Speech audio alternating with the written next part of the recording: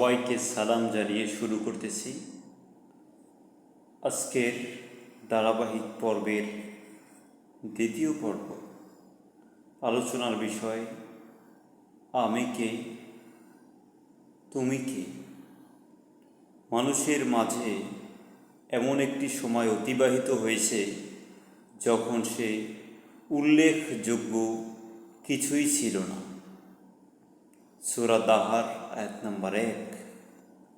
তার মানে হলো পৃথিবীতে আমাদের এক সময় অস্তিত্ব ছিল না।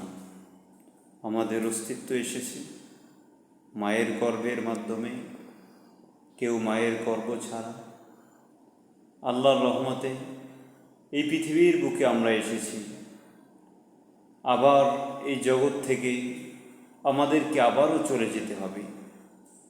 এমন একটি সময় আবারও আসবে যখন পৃথিবীতে কেউ আমাকে আপনাকে মনে করবে না। তাহলে আমাদের এই অহমিকা, এই গর্ব, এই হিংসা, এগুলো আমাদের করে কি লাভ?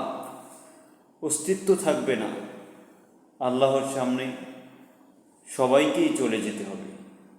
এই জন্য আল্লাহ বলেছেন, এমন একটি সময় মানুষের মাঝে অতিবাহিত হয়েছে যখন সে উল্লেখযোগ্য কিছুই ছিল না।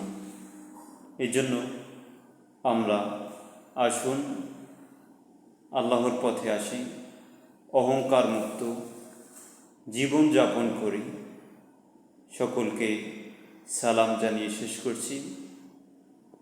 ধন্যবাদ।